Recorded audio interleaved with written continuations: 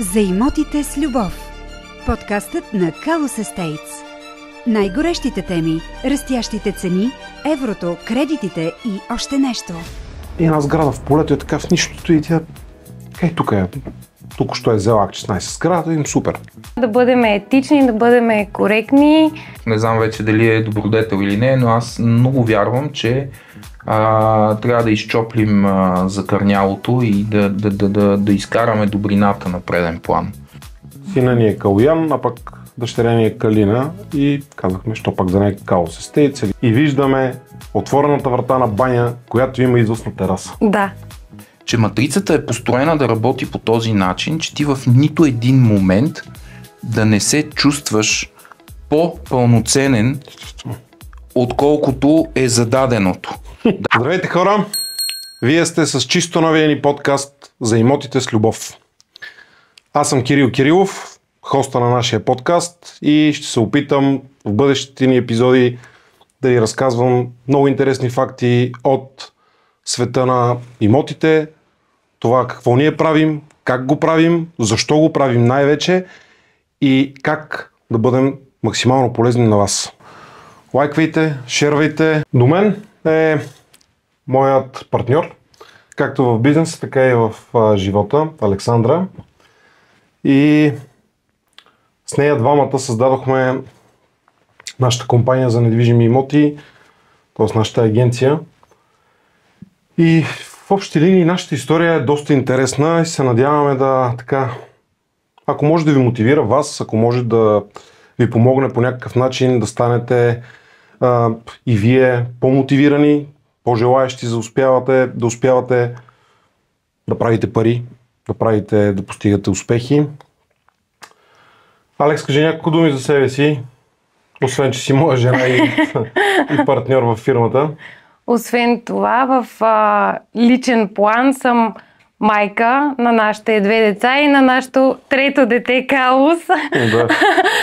Ние винаги го наричаме наше трето дете, защото Kalous е нещо много лично за нас.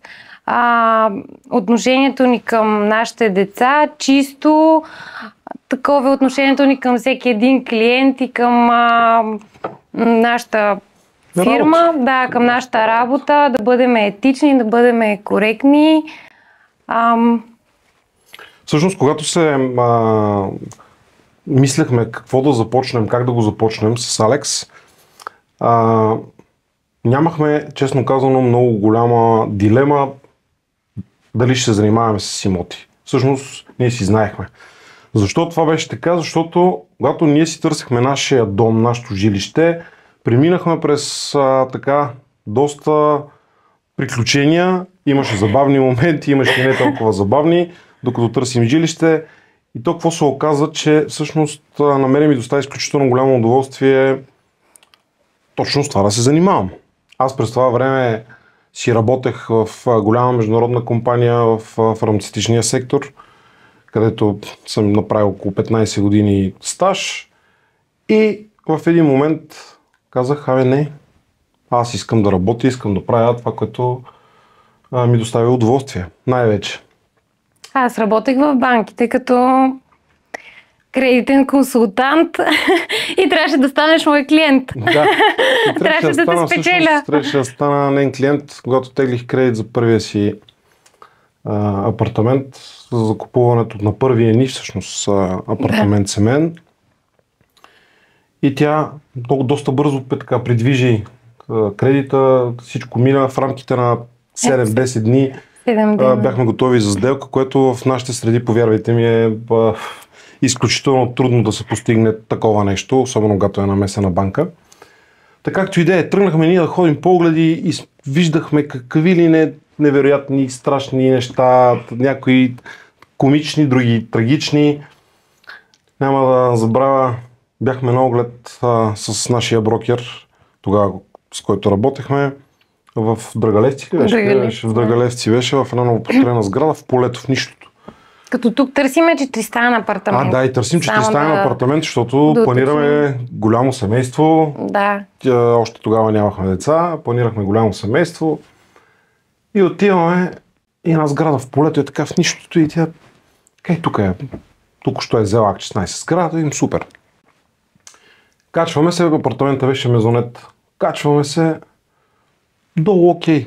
Разпределението, качваме се по едни метални стълбички нагоре на втория етаж. Горе какво да видим? Галабарник. Абсолютно.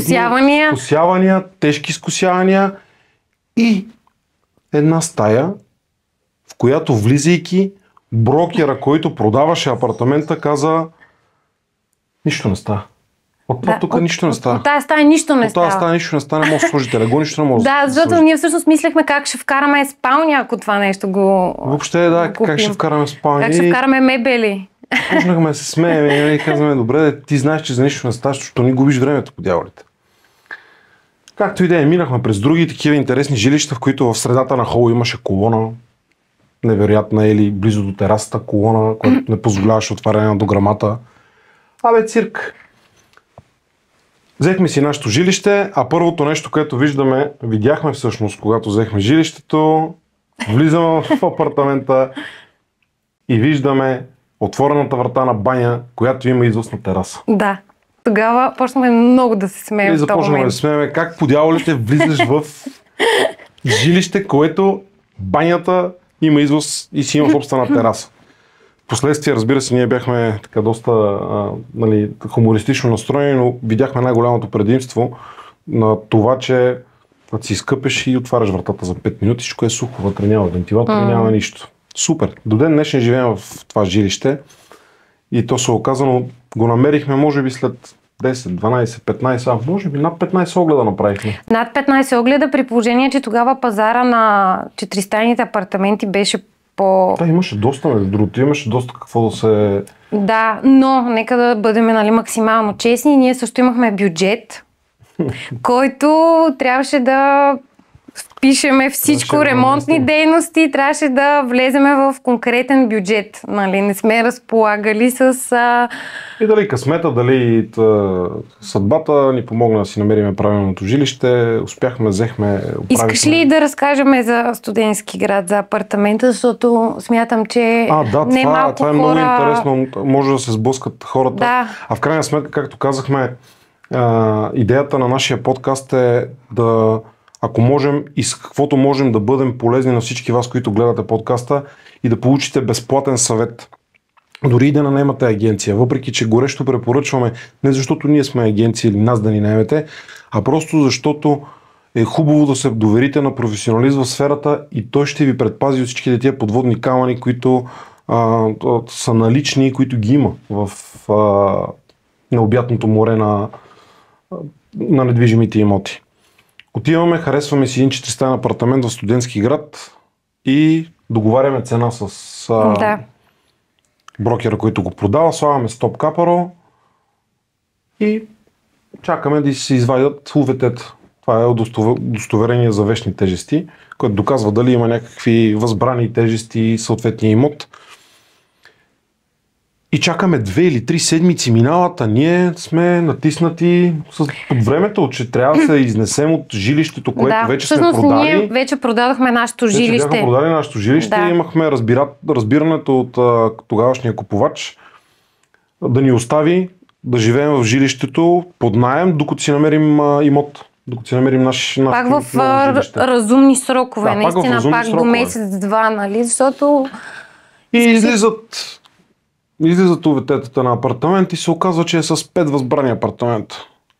Между 5 или 8? 5 бяха май. Да.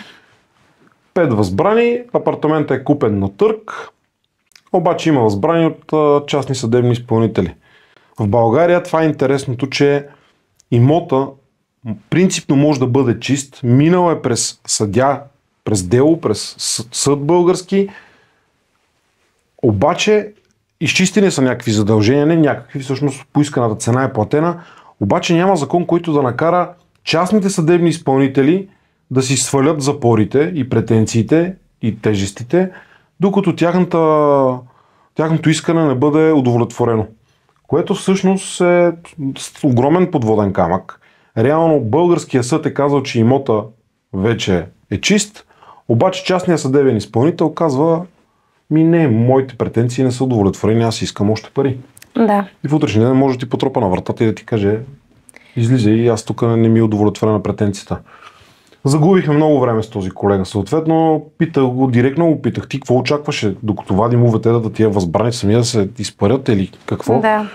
И той ни каза, аз говорих със собственика, той каза, че трябва да платите 50% от цената на апартамент и ще да почне да маха възбраните, в което беше за нас абсолютен дилбрекър и нямаше как да направим такова нещо. Продължим напред, да. Само загубихме време.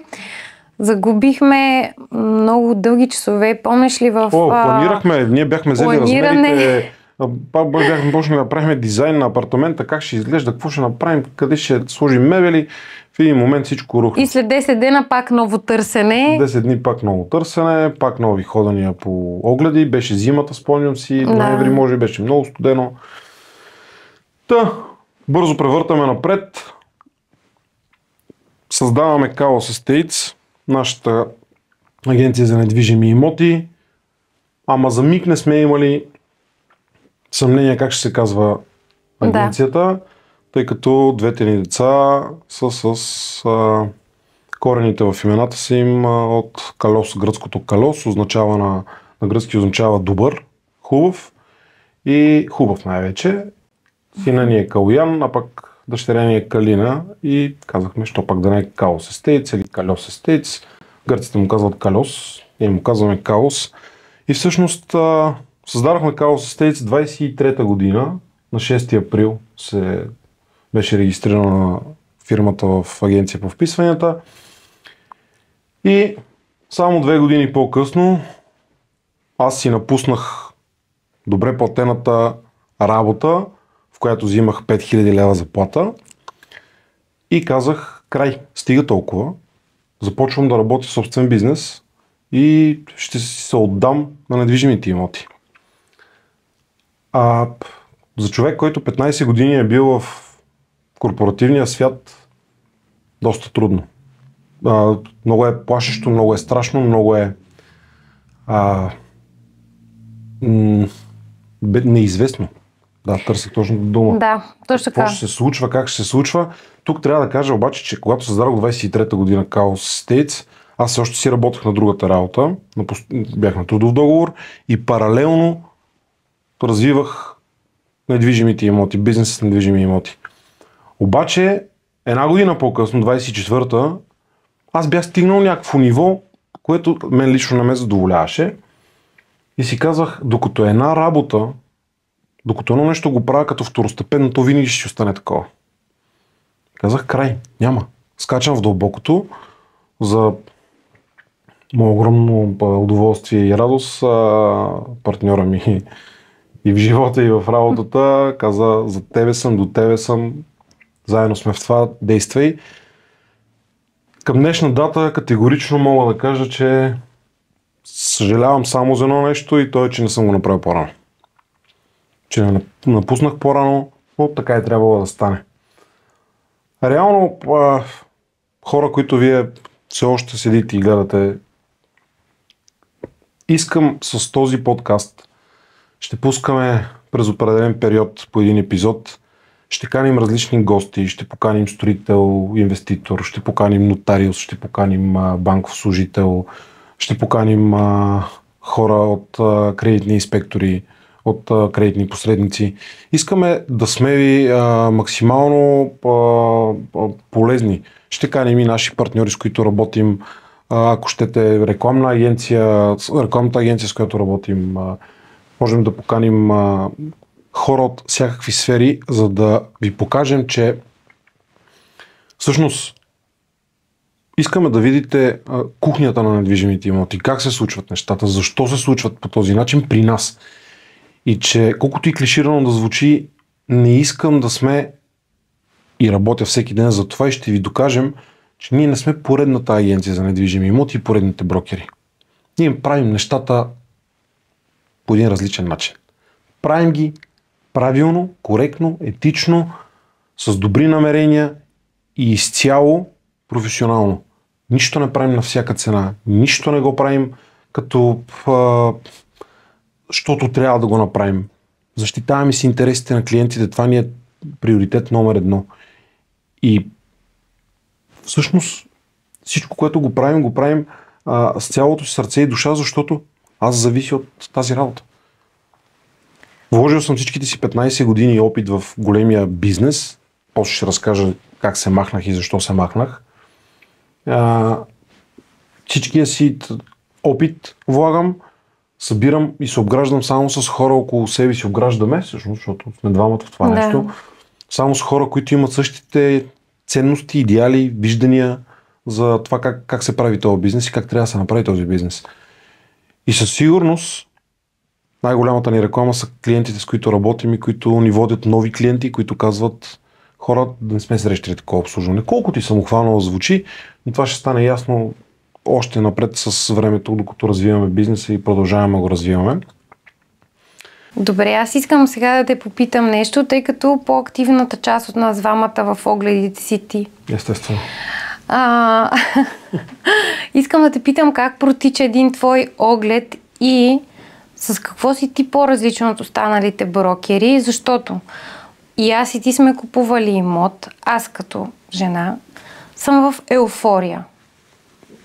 Вече мечтая хола, къде ще бъде кухнята, спалните на децата, цветове.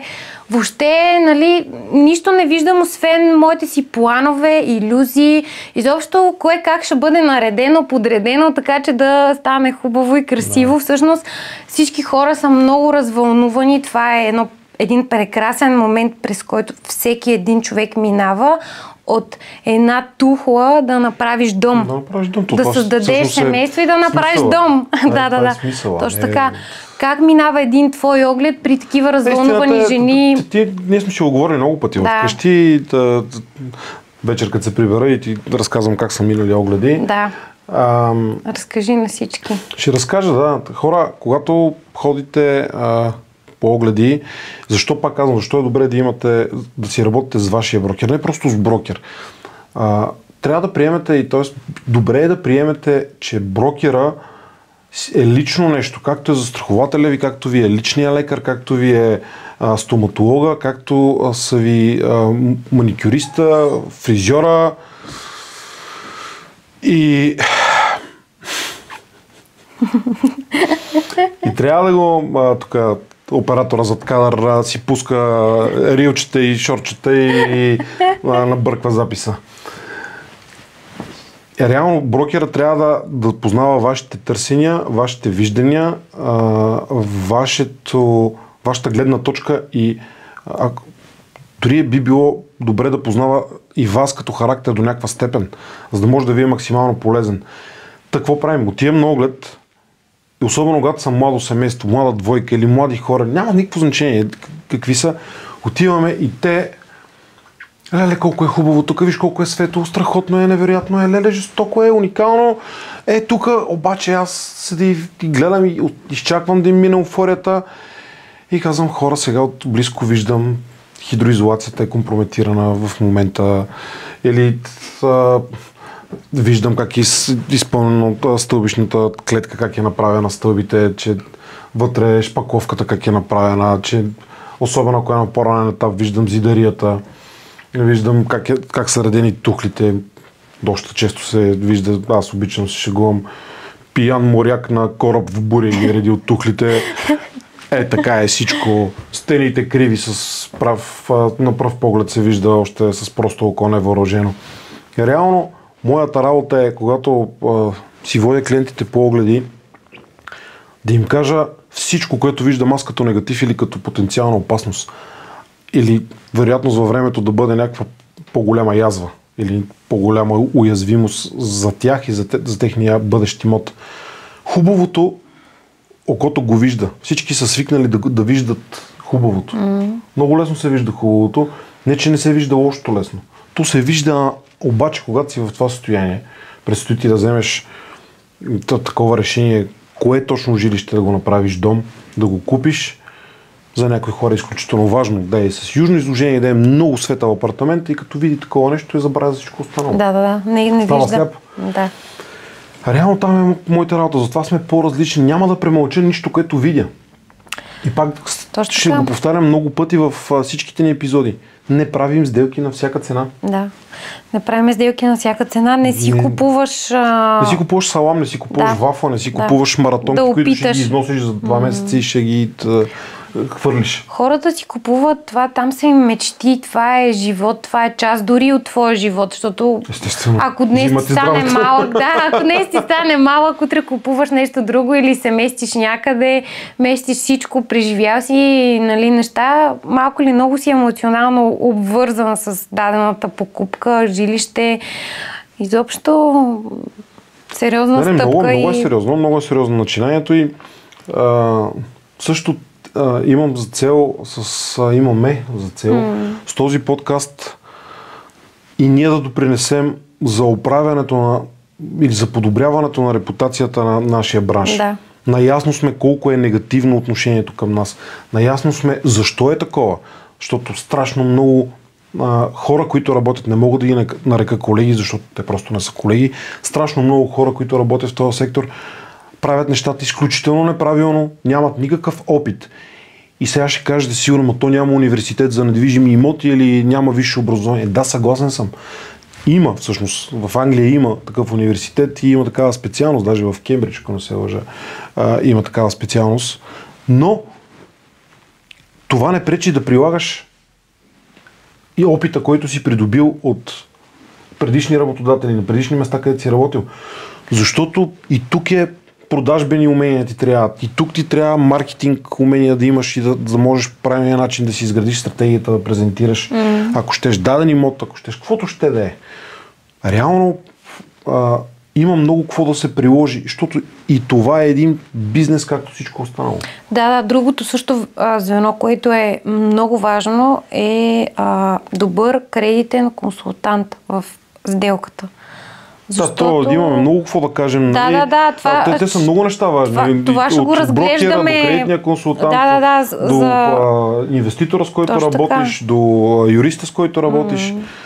Пак там колко имаме да говорим за юристите, защото всеобщото мнение, за какво ти е брокер? Наймаш си един адвокат, срещу 1000 лева ти свършва работата. Може би, сигурно е така, но този адвокат, с цялото ми уважение към гилдията, той не е запознат с пазара на движимите имоти. Той не познава инвеститори или познава много по-малко, защото, честно казано, не съм чул юрист да работи като брокер. Не. Предимно. Говоря за истински юрист, който държи на образованието, което е завършил и иска да работи в сферата. Има много всъщност юристи, има и адвокати, които работят и като брокери.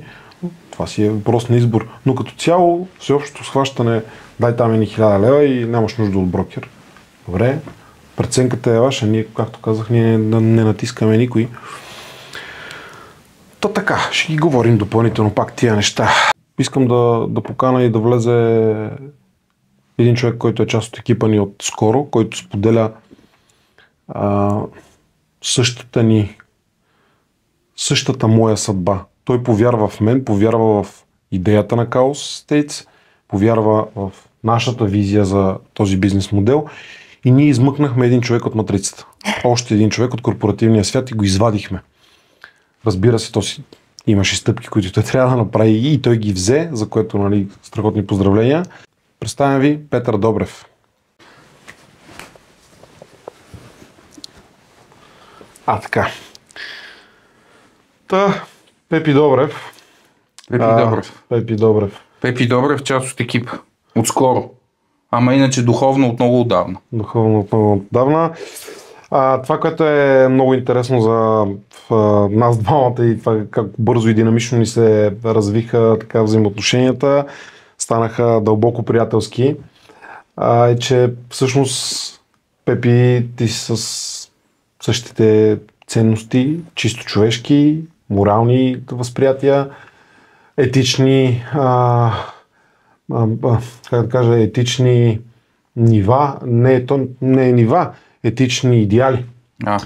Морален компас, както каза нашия приятел Боби от един кредитен посредник. Аз не знам дали това винаги с тебе, като сме си говорили, сме го изтъквали като много голям плюс и като нещо, към което се стремим, обаче все повече, особено от COVID насам, защото COVID акселерира много процеси в обществото. Той ги дигитализира, което беше направо Прибиване за човешки. абсолютно акселератор на бизнеси, на отношения. Избояха както човешката креативност, така и най-ниските такива меркантилни и тотално потъпкващи, въобще не мога, те не са и, не би ги нарекал ценности, даже то няма и конкретна дума, която бих използвал. И почвам да се чуда дали в това време всички тия норми, за които си говори, морал, етика, доброта, дали изобщо, те прочи избледняха. Аз почвам да си мисля дали изобщо са плюс в бизнеса, защото бизнеса стана направо канибализъм. Да, във всяка една сфера, не е само в нашата обаче сфера. От друга страна, вярвам, че може би колкото повече се смиряваме, в добрия смисъл на думата. Айде, почнахме да се смиряваме. Тепи. Не ти говоря в този смисъл на думата. Смиряване да бъдеш роболепен. А ти говоря в това да се обърнеш към изконните ценности. От тази гледна точка. Защото всичко останало вече почва да става едно блато, в което всички са еднакви. И то е малко като борбата с демоните от Казана. Всеки се опитва да се докопа до нещо. Те много задълбаха. Ти го плесна на там. Разкажи, аз според мен ще бъде изключително интересно на хората, които все още имат търпение и го гледат. Това първи епизод. Кажи твоята гледна точка, защото аз моите знамия казвам, кажи твоята гледна точка как се излиза от матрицата, брат. Как се излиза от корпоративния свят, защото имаме споделяне същата съдба. Гледай сега. Аз не знам дали е същата съдба. Че аз съм излязал от корпоративния. Ти си излязал, обаче при тебе се получи малко по-различно. Ти сам си достигнал до заключението да излезеш от матрицата. Повечето хора, в това число и аз, не се различавам по никакъв начин, аз не съм рисков играч. Въпреки, че ако му разказвам на някой история, ще каже браво, евала. Всъщност изобщо не е така. Основната причина да изляза от корпоративния свят си ти.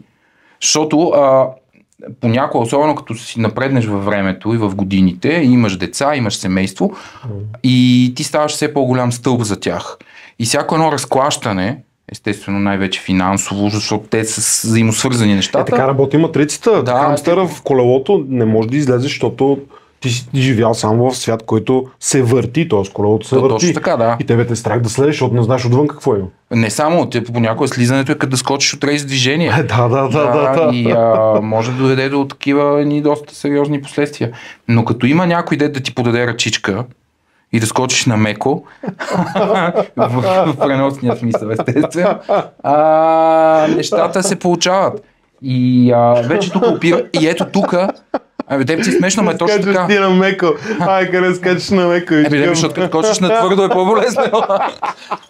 Не знам. Хубаво е да... Колко е болезнено на твърдо. Хубаво е да скочиш на меко. Добре. Ама то винаги опира до там. То опира, със сигурност опира. Меко твърдо се опира. Майтапа на страна наистина обаче... Не, защото една от основи... Ти винаги хубаво някой ще ти каже, давай, много е готино. Обаче никой в нито един момент не ти казва, давай, много е готино, аз ще съм с теб. И това е голямата разлика. Защото те съветници много във всяка една ситуация, съветници много, обаче обикновено ти скачаш и той казва, видя ли? Тук не е това идеята. Ела сега да видим заедно. Това е голямата разлика. Защото като си намериш другарче, с което да вървите по този път и ти да вървиш по неговите стъпки, след него и той да ти свети в тъмното и ти прави партина, нещата са по-различни. И в това число пък идва това, за което си говорихме. За споделянето на еднакви ценности. Защото ако нямахме еднакви ценности, нямаше да стане това нещо. Иначе излизането от матрицата е сложен процес. Сложен процес е, защото ти практически се учиш от самото си раждане да живееш по този принцип. Родителите ти казват, това е пътя, университетът, училището ти казва, това е пътя. В детската градина питат децата, ти какъв искаш да станеш. Да станеш и не ти казват, Аз не съм чул, между другото, дете да каже, искам да стана предприемач. Не, защото е много имагинерно. Защото предприемач въобще не бива изричано и не бива допускано до съзнанието и на децата, защото предприемач не е професия. Точно трябва да станеш учител, адвокат, лекар, строител, общ работник, каквото ще е, но трябва да станеш нещо. Тези неща, които ги избори, те са от достойните. Да. Те няма лошо да станеш такъв всъщност. Не, казвам, че се изброява професия, точно така, да. Не ти се дава възможност да разсъждаваш в насока ти да си иноватор в нещо или да имаш пълната свобода да правиш каквото искаш. Защото това е въпросната имагинерна сигурност, за която си говорим. Естествено, да. Но пък в крайна сметка не можем всички да сме предприемачи. То няма и нужда. Да се върнем на матрицата. Твоята гледна точка и за излизането от матрицата, смисъл, как го преживя ти, как го... Не беше лесно. Не беше лесно. Не беше... Не беше лесно, защото... Виж сега, ти много добре знаеш, защото ти си бил в огромни компании също, че матрицата е построена да работи по този начин, че ти в нито един момент да не се чувстваш по-пълноценен, отколкото е зададеното. Даже напротив, на тебе през цялото време ти се набива в главата, че заплатата ти се дава въпреки твоята некомпетентност, въпреки по-малкото... Работата, която не си свършил, без да учитаме това, което си свършил. Точно така. Дава ти се въпреки това, че не си постигнал таргетите и в края, когато се прави атестацията за това какво си свършил, винаги е знам, че ти можеш повече. Да. Това е. Или добре, но все пак това ти беше поставено като цел, като таргет. Точно така. Какво да ти ръкопляскам, че си изпълнил задълженията, за които аз давам заплата ли? Другото, което също много и ти го използва това, много подходящо в този момент, винаги много ме е забавлявал. Той е характерен за една особена прослойка от хората, работещи в едно предприятие. Не искам да изричам, да не взема да обида някой, но днес ще давам заплати. Да. Все едно ги даваш на сила и все едно ги даваш на хора, които не са си ги изработили. Именно. Днес ще давам заплати. Днес ще давам заплати. Това е толкова дълбоко залегнало в народопсихологията, че вече става нарицателно. И това са 15 минути слава точно на тия хора. Идеята обаче е, че като излезеш извън матрицата, възможности много. Sky is the limit и даже както ти... Sky is not the limit. Точно така, ти обичаш това да го кажеш, то е точно така. Обаче, тогава реално се проверява какво струваш и какво си научил. Защото пък матрицата има това качество, че тя много умело успява да запази това ти усещане, че каквото и да стане, кораба майка е там, той е голям, колелото се движи, даже и така да имаме леко разклащане в перформанса, със сигурност има колега, който ще се е справил по-добре от теб, за да запълни този гап, който ти си оставил и накрая всички щастливи ще си вземем заплатите. Знаеш ли, днеска точно това седях и си разсъждах. Видях го някъде като някаква сентенция или там Фейсбук или нещо от сорта мина. Няма по-демотивиращо нещо за един работник. Говорим в матрицата. В матрицата наричам всичко, което е корпоративния свят, големите компании, международните компании. Няма нещо по-демотивиращо за служител от това да види как началника му толерира такъв, който се представя зле. И то колкото е по-голяма една компания, това е толкова по-често срещано. Защото обхвата е такъв, че ти няма как да видиш какво се случва на всички нива. Тя е дълга тема, нали? То чисто каскадно надолу, като се разпилеят. Ние и това ще го засегнем 100%. Аз пак ще те върна. Дай емоция малко. В смисъл, сподели от емоцията. Ето сега ще ти кажа емоцията. Всичко е точно, нали? Стигнали сме до етапа, в който аз съм решил, че ще скоча на меко, слава богу. Обаче скок си е скок, нали? Той рейс е заминал и ти си кажеш, но тук нататък съм пеш. Трябва да отида. Его е там върха и той е далече. Не спах известно време. Съвсем сериозно. Събуждам се през нощта и казвам... глава на семейство, естествено. И си казвам, направих ли грешка? Сбърках ли? След това веднага си казвам, не мога съм направил грешка, защото аз в крайна сметка знам какво струвам. И този човек, който ми е подал ръка, ми е подал нещо, защото съм много готин, защото в крайна сметка той няма си ме взима вкъщи, ами ние ще работим заедно. Тоест той също го е видял. Нали, 20 години съм в сферата на търговията и хората, с които работя, са казвали: браво, ти взе правилното решение. И накрая се стига до там: аз ли съм единствения, който смята, че ще е сложно, и аз ли съм единствения прав? И нали накрая максимата, ако 20 човека кажат, че ти не си окей, а ти си мислиш, че си окей, а вероятността те да са прави е много по-голяма, защото все пак са 20 и гледат от различни ъгли. И си казах: сигурно всички тия хора, които ме познават толкова добре, доста по-трезво преценяват каква е ситуацията. И може би не е толкова страшно. Аз си спомням пък каква ти беше еуфорията, когато започна първите дни, които беше изцяло така насочен, фокусиран тук към Каус Естейтс, започна да се задълбаваш. Знаеш ли, всеки ден ми пишат хора: браво, видях, че занимаваш такова, и те повдига, това те повдига, няма как. Да. Докато ти кажа, май при мене беше така, ама не съм си сигурен, защото обявих го някъде, обявих го във Фейсбук, защото все пак трябва, нали... Да, най-малкото трябва да се... Най-малкото, което трябва да се тръгнат някъде. Да ти кажа, изненадах се колко хора ми казаха: браво, ти сигурен съм, че ще успееш и така нататък. И знаеш колко е важно, когато хора около тебе ти казват, че са сигурни, че ти ще успееш. Тоест ти си стигнал ти си в тяхната глава и в тяхното мислене и виждане, ти си... Да. И то пак... Истината е, че вече не ми се прокрадват мисли. Освен вчера. Не, то вчера беше малко по-друга посока. Не, защото ти в един момент винаги си мислиш за пътя назад. То е като да скъсаш с гадже. Кажеш си: дали па не сбърках, дали па ще намеря по-добра от нея, дали да не се върна назад. Там нямаш дилема никога да каже. Не е така. И тогава всъщност се замислих дали бих се върнал назад. Дали бих отворил JobsBG или някой друг такъв сайт, нали, да не звучи като реклама, може да ме мютнете, като съм споменал.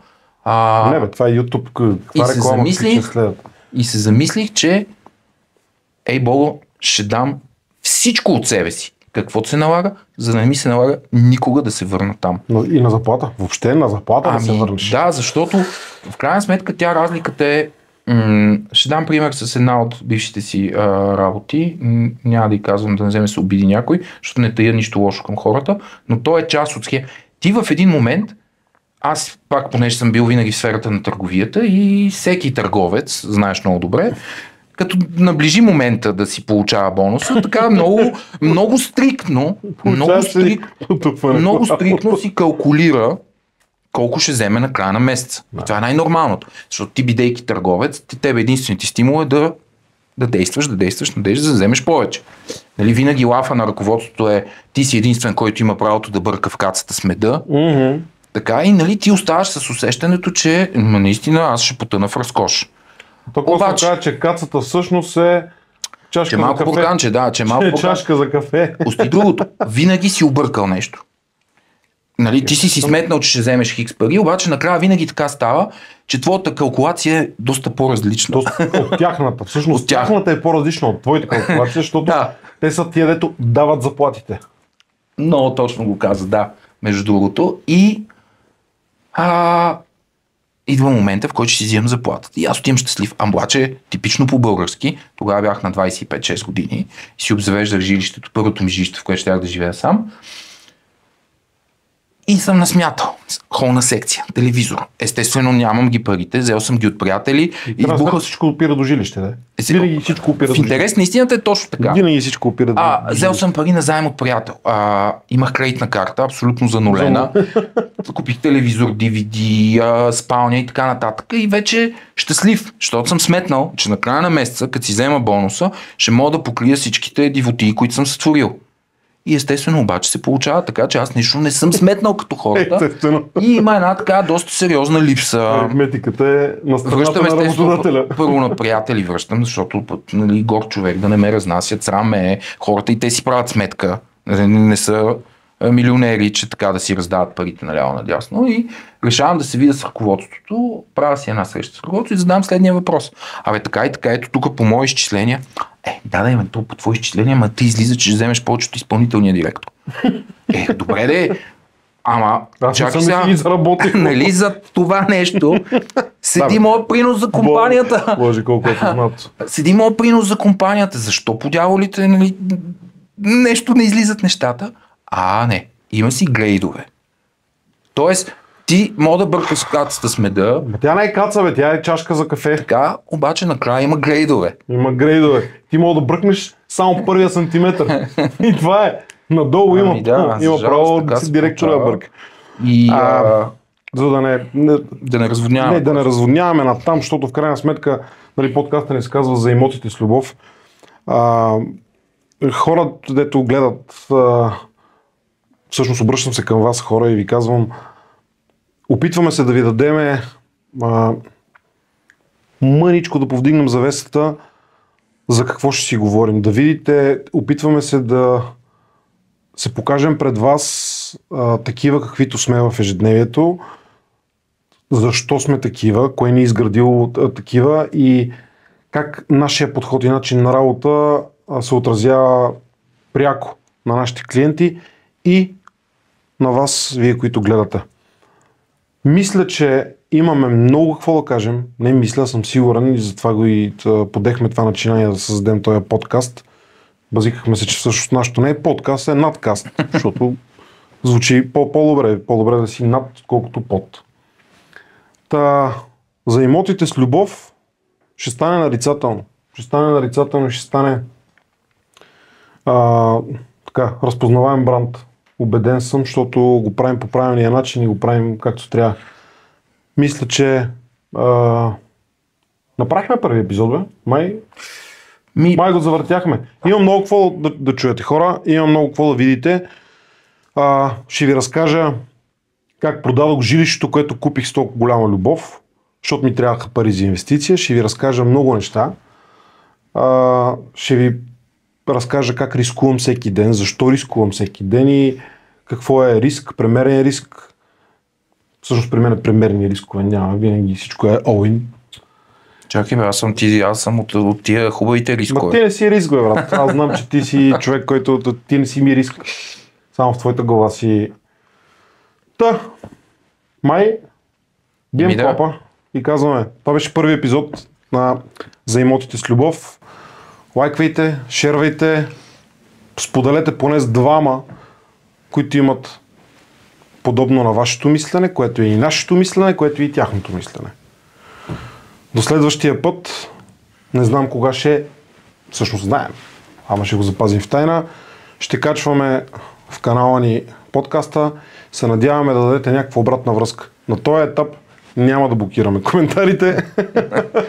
Не, аз имам и друго послание, то не знам вече дали е добродетел или не, но аз много вярвам, че трябва да изчоплим закърнялото и да изкараме добрината на преден план. Защото в крайна сметка... Ще бъдем директни много, ще казваме много истини, много за бранша, със сигурност. Със сигурност, но става просто, че когато човек е добронамерен, нещата, които прави, посланията, които прави, раждат добро. И когато видиш един озъбен лош човек срещу себе си, обикновено най-доброто лекарство е усмивката. Тогава се обезоръжава, защото повечето агресия подхожда в момент, в който от другата страна има агресия. Какво беше? Направи добро, изяш? Ще го подправим.